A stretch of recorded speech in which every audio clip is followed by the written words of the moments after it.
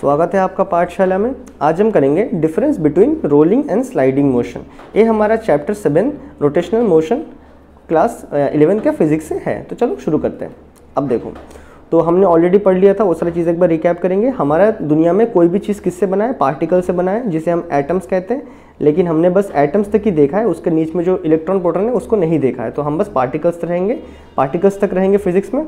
और वो पार्टिकल्स किससे बना है? तुम्हारा एटम्स होता है, मतलब जनरली वो एटम्स होते हैं। तो हमने देखा था पार्टिकल्स होते हैं, और बहुत सारे पार्टिकल्स इकट्ठा मिलके क्या बना देते हैं? हमारा सिस्टम ऑफ पार्टिकल्स। क्या बना देंगे? System of particles. और इस सिस्टम ऑफ पार्टिकल्स को हम क्या बोलते हैं? हम सिस्टम ऑफ पार्टिकल को बोलते हैं कि ये एक बॉडी है।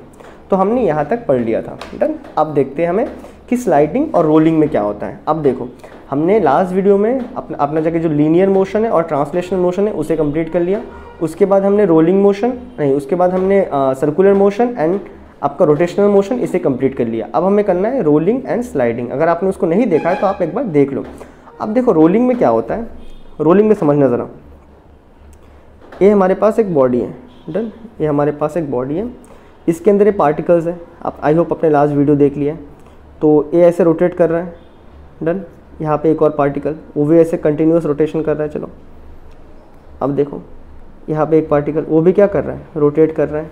अब ये लोग क्या करेंगे? एक फिक्स्ड एक्सिस को रख के रोटेट करते हैं, और जो एक्सिस में पार्टिकल्स होता है वो रोटेट नहीं कर रहा होता है। ये तो हमें समझ आता है। अब देखना, ये रोटेट भी कर रहा है, साथ ही साथ में आगे भी चल रहा है। समझ रहे हो? रोटेट कर रहा है, रोटेट कर रहा है मतलब कौन सा मोशन? एक रिजिड बॉडी रोटेट कर रहा है, तो कौन सा मोशन होगा तुम्हारा? समझो, वो होगा आपका रोटेशनल मोशन। एक रिजिड बॉडी रोटेट कर रहा है तो कौन सा मोशन हो गया? Rotational motion. और साथ ही साथ में जो बॉडी है ना, वो आगे मूव भी कर रहा है। समझ रहे हो? ये गोल गोल घूम भी रहा है और आगे मूव भी कर रहा है। आगे क्या कर रहा है?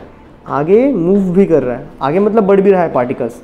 डन। मतलब थोड़ा देरी बाद कहाँ आ जाएगा? ये पार्टिकल्स यहाँ कहीं आ जाएगा। डिक्टो तो बनने से रहा नहीं इस बार। ये देखो यार, ये शेप डिक्टो है एकदम, ठीक है, समझ जाओ। ये थोड़ा देरी बाद यहाँ आ जाएगा। डन है। ये जो पार्टिकल सिस्टम है थोड़ा देर बाद यहाँ आ जाएगा। मतलब ये गोल गोल घूम रहा है, रोटेशनल मोशन भी कर रहा है और आगे भी बढ़ रहा है। एक रिजिड बॉडी गोल गोल घूमना, रोटेशनल मोशन। एक रिजिड बॉडी आगे बढ़ना, इसे क्या बोलते हैं हम? Translatory motion. Translatory motion. Done. यही दो अगर एक साथ हो रहे हैं तो तब हम बोल देंगे रोलिंग मोशन है। डन। तो क्या बोलेंगे? When a body perform rotational and translatory motion मतलब गोल गोल घूम भी रहा है। देखो ऐसे गोल गोल घूम भी रहा है, आगे भी बढ़ रहा है, गोल गोल घूम भी रहा है, आगे भी बढ़ रहा है। तो ये क्या कर रहा है? रोलिंग कर रहा है। डन है। When a body perform rotational and translatory motion is called rolling motion. आया बात समझ में? Is called rolling motion. अब देखो, अगर मैं हम और भी एग्जांपल लेके समझें तो ये हमारे पास एक डिस्क है। डन। एक सरफेस के ऊपर रखा है। अब ये क्या कर रहा है? ये जो डिस्क के पार्टिकल्स है गोल गोल घूम भी रहे हैं। डिस्क के पार्टिकल्स क्या है? गोल गोल घूम भी रहे हैं। और क्या कर रहा है? वो आगे भी चल रहा है। और क्या कर रहा है? डिस्क आगे भी बढ़ रहा है। तो कौन सा मोशन हो जाएगा? डिस्क एक गोल गोल घूम भी रहा है और आगे भी बढ़ रहा है। तो कौन सा मोशन हो जाएगा आपका? ये हो जाएगा आपका रोलिंग मोशन। डन। अब देखते हैं स्लाइडिंग मोशन। अब स्लाइडिंग क्या होता है? स्लाइड देखो, हम लोग ही स्लाइड करवाते हैं। अब स्लाइडिंग मोशन समझो, ये हमारे पास एक सरफेस है। अब देखना, अभी यहाँ पे कुछ पार्टिकल है, A, B, C, D। Done. अब देखो, हमने जो वो पढ़ा था ना, हमने जो वहाँ पे लीनियर मोशन पढ़ा था उसमें कोई सरफेस नहीं था, याद रखो। हमने जो अपना जो ट्रांसलेटरी मोशन पढ़ा था उसमें कोई सरफेस नहीं था, याद रख लेना। इसको ट्रांसलेटरी मोशन के साथ कंपेयर नहीं करना। ट्रांसलेटरी मोशन में नीचे कोई सरफेस नहीं था, इसको हम धकेल नहीं रहे थे। अब थोड़ा देर बाद यहाँ पे आ गया A, B, C, यहाँ D। अब देखो, तो जब मैं इस पर वेलोसिटी लगाऊंगा ये क्या करेगा? आगे बढ़ेगा। डन। आगे बढ़ेगा, बढ़ रहा है, आगे बढ़ रहा है, आगे बढ़ रहा है, आगे। अब देखना, समझना इस बात को। तो हमने यहाँ पे बात कर लेते हैं ट्रांसलेटरी मोशन। हमने बात किया था ना, ट्रांसलेटरी मोशन भी हमने इस रिजिड बॉडी में करवाया था। तो ट्रांसलेटरी मोशन में नीचे कोई सरफेस नहीं था, ट्रांसलेटरी मोशन कहाँ पे हो रहा था? इन फ्री स्पेस, हम उसको फ्री स्पेस में देख रहे थे। इसका मतलब था मैंने इस पेन को ऐसे सीधा ऊपर फेंका, नीचे आया, सीधा फेंका, नीचे आया, तो ये था तुम्हारा ट्रांसलेटरी मोशन। अब मैं क्या कर रहा हूँ, इस पेन को ऐसा रख कर रगड़ रहा हूँ, इसके ऊपर रगड़ रहा हूँ, समझ रहे हो ना, मैं इसको रगड़ रहा हूँ। तो इसका हम क्या लिख देंगे, अपना रोलिंग स्लाइडिंग मोशन में क्या लिख देंगे, when a rigid body is slided on the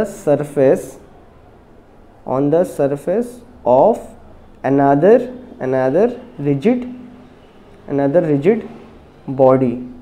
समझ रहे हो, जब कोई एक रिजिड बॉडी दूसरा रिजिड बॉडी के सरफेस के ऊपर है, क्या है, सरफेस है ना, जब एक रिजिड बॉडी कोई भी दूसरा रिजिड बॉडी के सरफेस के ऊपर हम स्लाइड करते हैं, ठीक है, when a rigid body is slided on the surface of another rigid body without changing the position of particle, without changing the position of particle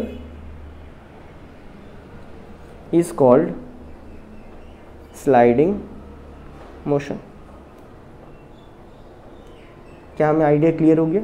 जब हम कोई एक रिजिड बॉडी को दूसरा रिजिड बॉडी के ऊपर स्लाइड करवाते हैं विदाउट चेंजिंग इस पार्टिकल पोजीशन, ये जो A particle, B particle, C particle, D particle है ना, वो वहीं पे रहेगा, A B C D particle वहीं पे रहेगा, लेकिन वो क्या करेगा, धीरे धीरे स्लाइड कर करके आगे जाएगा। तो इस तरह मोशन को हम कौन सा मोशन बोलते हैं?